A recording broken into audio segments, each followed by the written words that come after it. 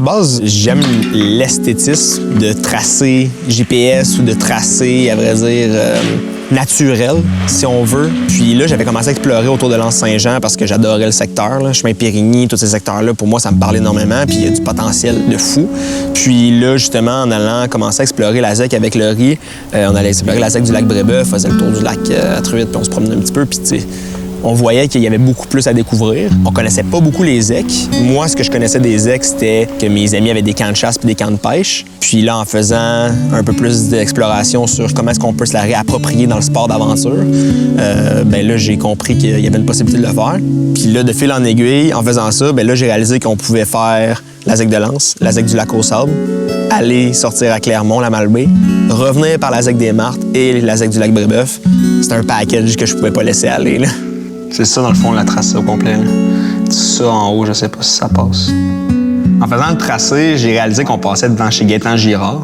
C'est une légende de Charlevoix. Ce gars-là a développé les sentiers des Monts-Maurius, beaucoup des sentiers d'accès qu'on va utiliser à travers la sortie en vélo. Puis, tous ces sentiers-là, c'est devenu des classiques à travers les montagnes de Charlevoix.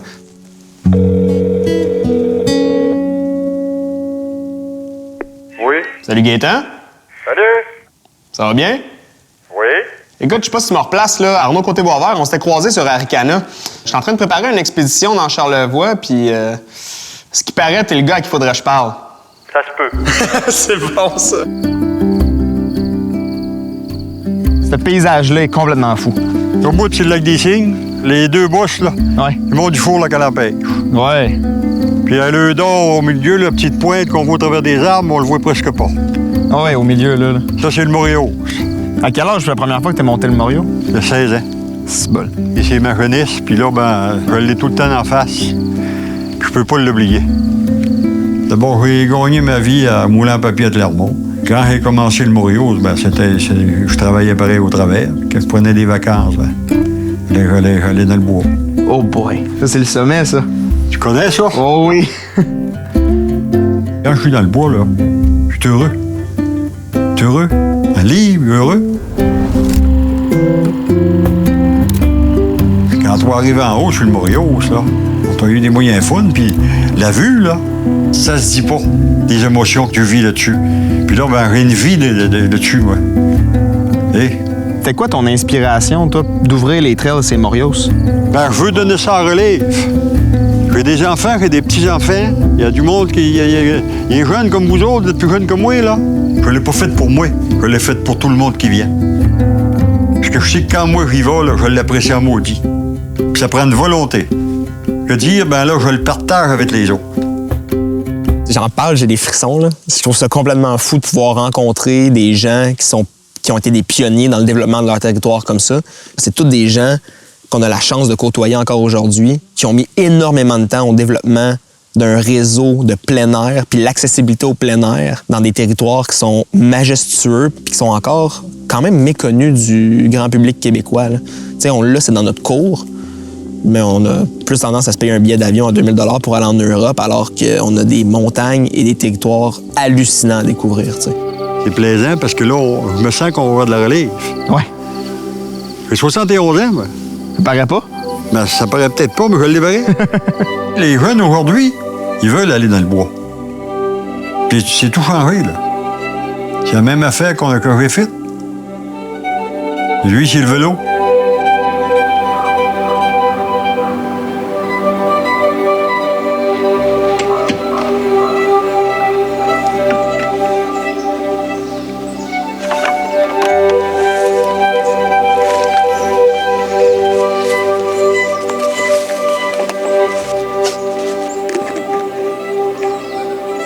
Fait que ce que j'ai tracé, j'espère fortement que ça passe absolument partout. Je les gagerai pas sur ma vie, mais je pense que ça devrait le faire. Non, c'est de la belle météo, fait que je pense qu'on a choisi sans le savoir la plus belle fin de semaine du mois de juillet.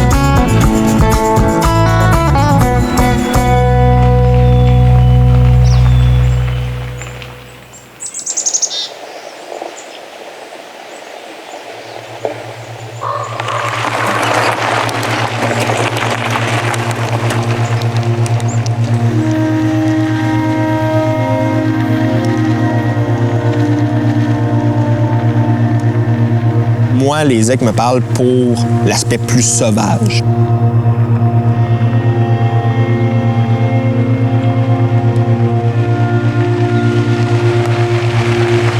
Quand je rentre dans une zec, j'ai vraiment l'impression d'avoir une espèce de dépaysement, puis de partir à l'aventure, puis de me retrouver dans une nature qui est vraie.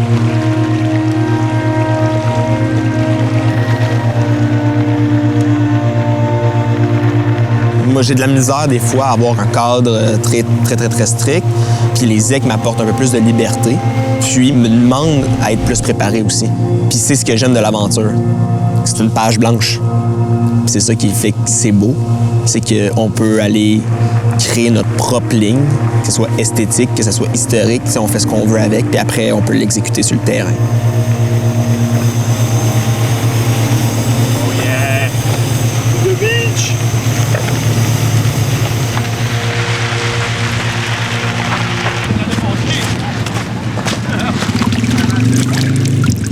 Le terrain est pas évident. C'est mou. C'est mou, fait qu'on se bat un peu tout le temps contre nous autres. Mais à date, on a du fun, là. Tu me demandé comment ça va? Tu veux que je te le demande pas? Non, ça va. Faut manger pas mal, par exemple. J'ai faim sans arrêt.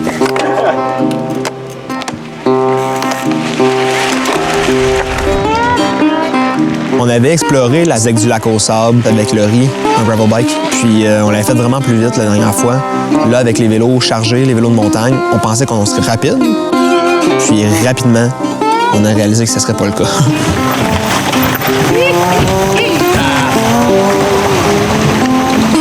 Quand on trace dans le réseau des zecs, souvent il y a des routes qui sont pas nécessairement mappées au niveau GPS. Donc quand j'ai fait mon tracé, j'allais point par point. Ça me donne le kilométrage exact. Ça me donne pas toujours le dénivelé exact. Puis là, on s'est retrouvé à avoir beaucoup plus de dénivelé que ce à quoi je m'attendais. Ah! Il y en a une petite piquante en avant. Ça va piquer dans les jambes. 17% de raide d'un dent.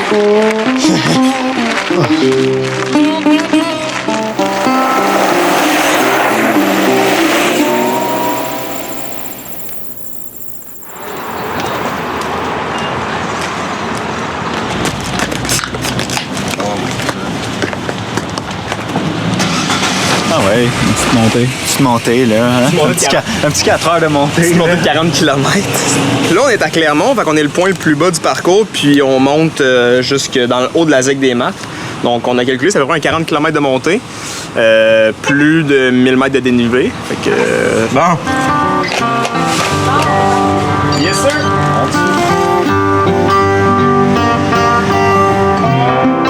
Autant que quand on est arrivé à Clermont, on était comme « Ah, enfin de l'asphalte ».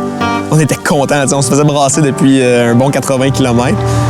Puis après 3 km d'asphalte à Clermont, c'est tellement hâte d'être dans le bois, de ressentir un peu plus de fraîcheur. Il faisait très chaud, on a l'impression de cuire, il n'y avait pas de vent du tout.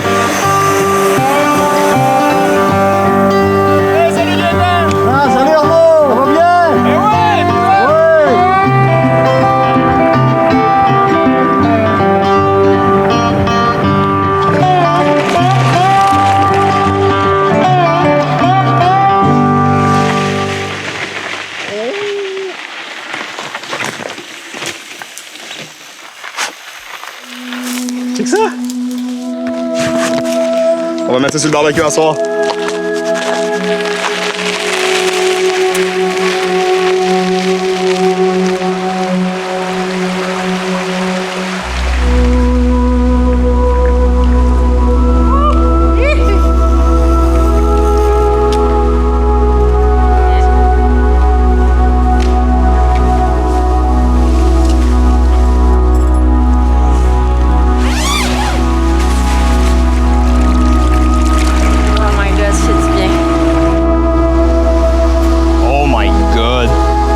Les chutes sont nice. Ça valait le 122 kilos. Oh, c'est bon ça.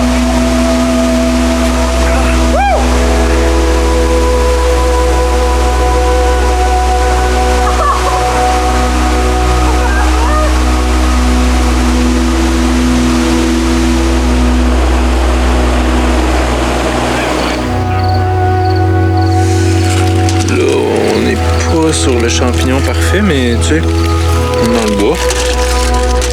On va voir qu'il y a du feu. On a un beau petit...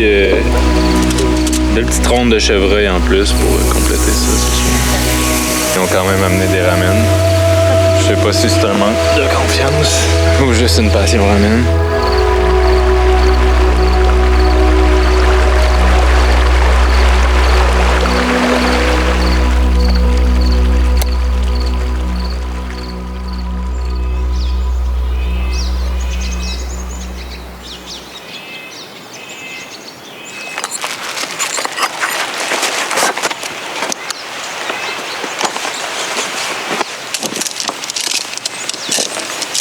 Ça, c'est ce qui nous attend pour le réveil. Un petit 636 mètres de montée, 14 km. C'est comme une bonne dose de café, mais dans ta face. Ça va être beau, le lac des Martres. Oh boy, elle a eu chaud. Et... Placé? Ouais. Ça dit de garder entre... Ah, faut pas que ça dépasse 35. Faut croire qu'elle a fait plus que 35 hier.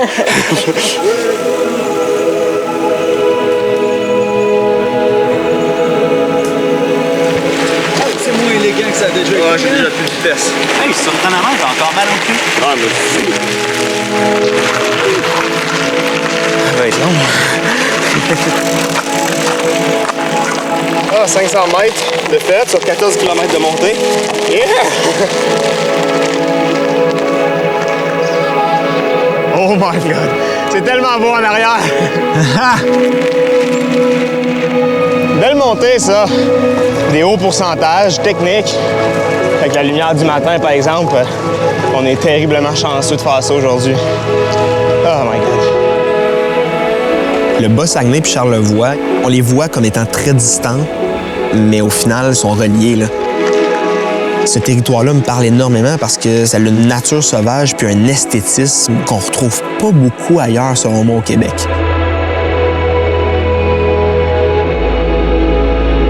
L'immensité du territoire est difficile à imaginer, puis il faut y être pour le vivre puis le croire, je pense, parce que ce territoire-là est d'une beauté exceptionnelle. Hey, c'est insane! Hey, oh my soleil, God! Woo, woo! Moi, je déménage ici. Tu pourrais tirer ton bivouac juste là, man? Hein? Direct au point le plus haut. Entre Charlevoix puis le Saguenay. C'est débile. Ça s'aplatit!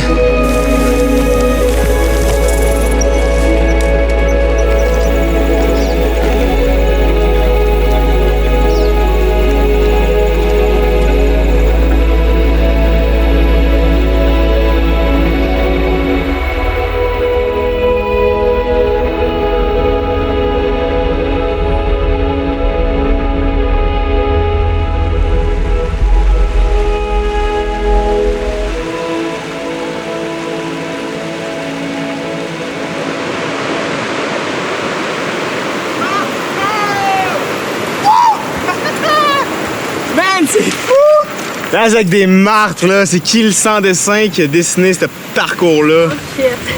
Je suis 100% responsable, mais oh my God! On a mal partout de descendre. Au moins, ça va plus vite, hein?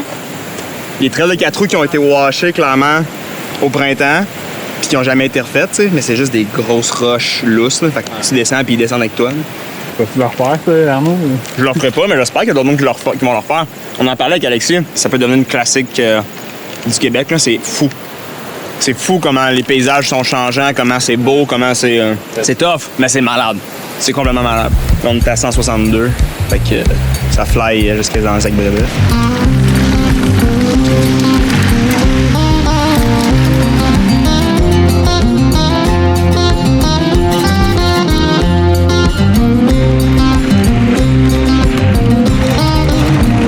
C'est vraiment motivant de venir par la Sac-Brébeuf, pour vrai. Je reconnais mon secteur. Les chemins sont plus roulants. On a moins de grosses montées qui nous brisent les jambes. Bon, ciao! مدينة بيع سلامات مدينة ويا سلامات مدينة يرول سلامات مدينة تريد سلامات مدينة سلامات سلامات سلام سلامات Oh my God!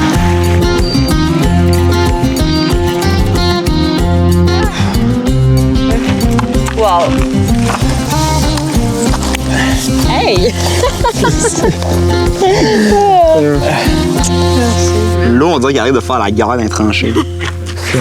Moi, j'ai longtemps voulu déménager en Norvège parce que je trouvais qu'il y avait donc une culture exceptionnelle d'utilisation du territoire, puis du territoire nordique. On l'a ici, on l'utilise juste moins ou on a été moins éduqué à l'utiliser. À faire ça aujourd'hui, je regarde toutes les autres possibilités. Ça me donne plus juste le goût d'en faire plus. Tu sais, je regarde toutes les autres îles dans le nord. Il y a un territoire complètement fou à découvrir, là.